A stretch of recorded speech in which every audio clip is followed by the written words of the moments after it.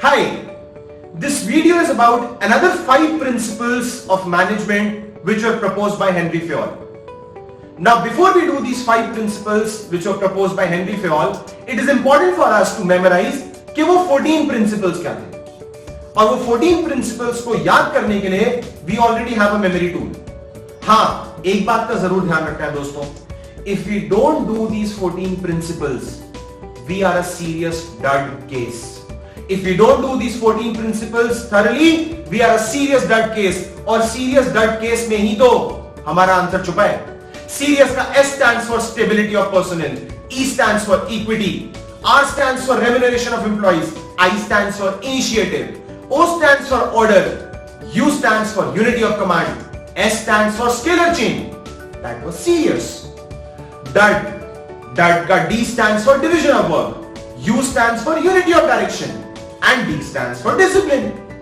अब serious dud, third word क्या था? Third word था case. Case का C stands for centralization and decentralization. A stands for what? A stands for authority and responsibility. S stands for subordinate of individual interest to general interest. And E stands for spirited corps. That was a quick recap of those 14 principles. Now it's turn where we discuss another principle of management proposed by Fayol. And the principle says subordinates of individual interest to general interest. And this entire principle can be explained in one line. और वो line है, organizational objective is always above an individual objective. Which means the interest of an organization should take priority over the interest of an individual. I'll repeat, the interest of an organization should take priority over the interest of an individual. Organization individual से हमेशा पहले आएगा. Second point what I want to propose, that interest of workers and stakeholders are more important than the interest of one person. And अब जो मैं 20 second की एक clipping show करने वाला हूं, एक 20 सेकंड की क्लिपिंग जो मैं आपको दिखाने वाला हूं, will explain us everything. मुझे स्टेट्स के नाम ना सुनाई देते हैं ना दिखाई देते हैं, सिर्फ एक मुल्क का नाम सुनाई देता है, इंडिया. इस टीम को सिर्फ वो प्लेयर्स चाहिए जो पहले इंडिया के लिए खेल रहे हैं, इंडिया. फिर अपनी टीम में अपने साथियों के, और उसके बाद भी अगर थोड़ी बहुत जान बच जाए तो अपने स्टेट गवर्नमेंट की नौकरी या रेलवे फ्लैट के लिए नहीं. Yes, another example from Chakri India, which tells us that subordinates of individual interest to general interest, which explains us that the organizational objective is always above than an individual.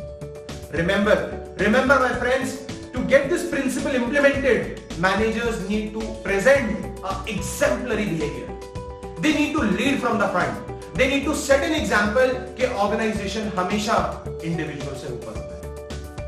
Next principle what we'll talk about is remuneration of employees. Remuneration मतलब money मतलब रुपए मतलब पैसे मतलब dollars. आजकल तो dollars में भी सैलरी होती है. Yes, remuneration should be just and equitable. Remuneration should be just and equitable and should be enough where an individual can live a reasonable standard of living. If an individual can live a reasonable standard of living, I am sure he will be motivated enough to work. Also make sure ये जो remuneration होती है ना, remuneration should be by the paying capacity of an organization. ऐसा नहीं होना चाहिए कि organization के लिए वो employee बहुत महंगा हो. So that balance needs to be maintained. And remuneration is one big reason which ensures a good relationship between an employee and an employer. A good relationship between a management and a worker has a high dependency with respect to remuneration. Now we will discuss about another principle, and this principle is called centralization and decentralization. याद रखना, ये वाला जो principle है is with respect to decision making.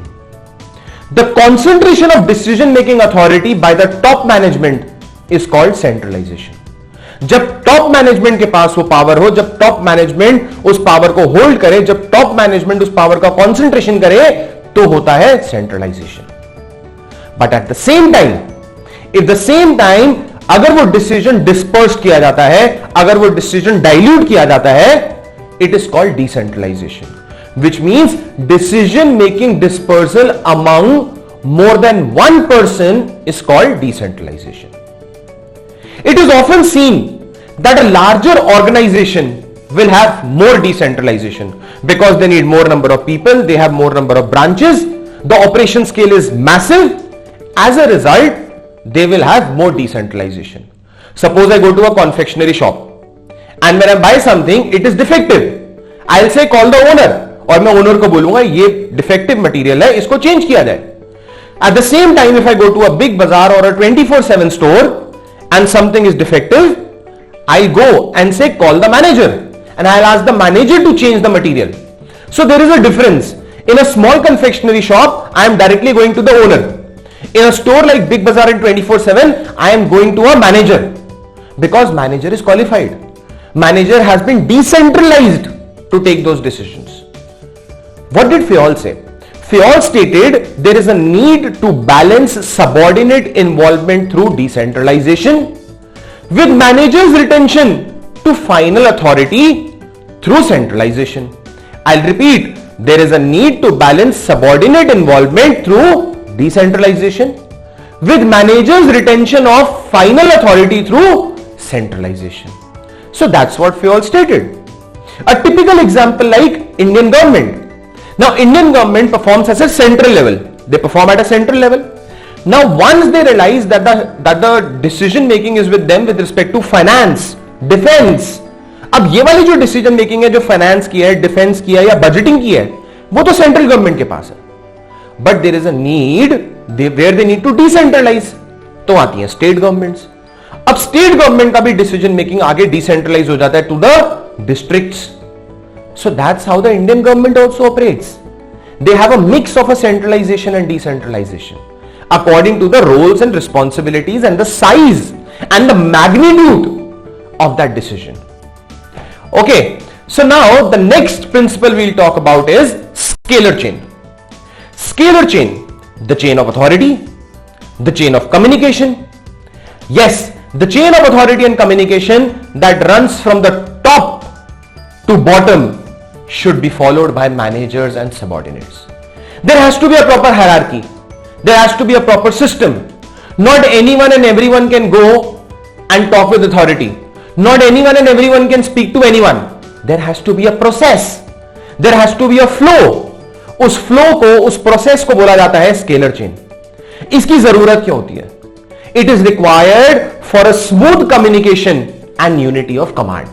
It is required for a smooth communication and unity of command because organizations ensure that the chain is followed and not violated in a normal course of formal communication. Now obviously a junior executive cannot go to a managing director of a company and say okay this is how it is to be done. There has to be a flow of communication. तो हम जो chart देख रहे हैं हमारे सामने जहां पे A B C D है P Q R है, तो अगर R को A को अप्रोच करना है तो R पहले Q से बोलेगा, Q फिर P को बोलेगा और P फिर A को बोलेगा.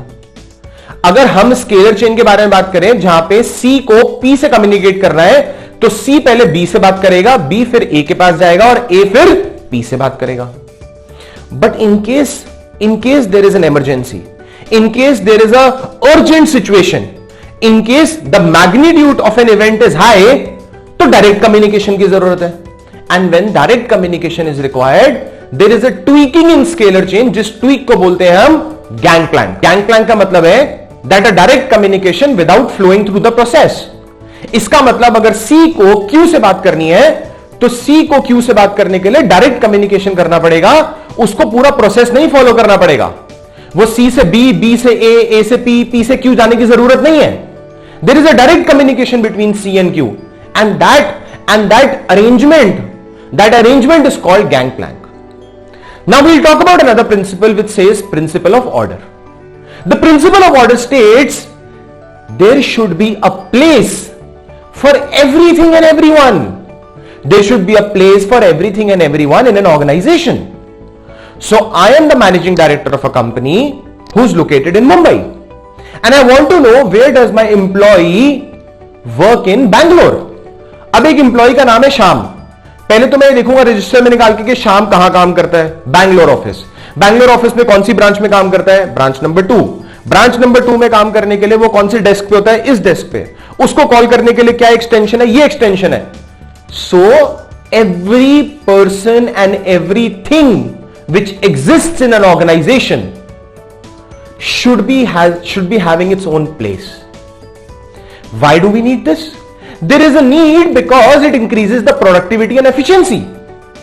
अब यही अगर मैं किसी से पूछने जाऊंगा कि हाँ भाई शाम कौन सी ब्रांच में काम करता है, अच्छा शाम का फोन नंबर देना, will it not waste my time?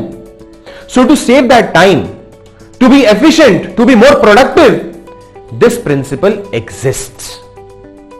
So that is called principle of order, which means thing and person should be found in its allotted place, right?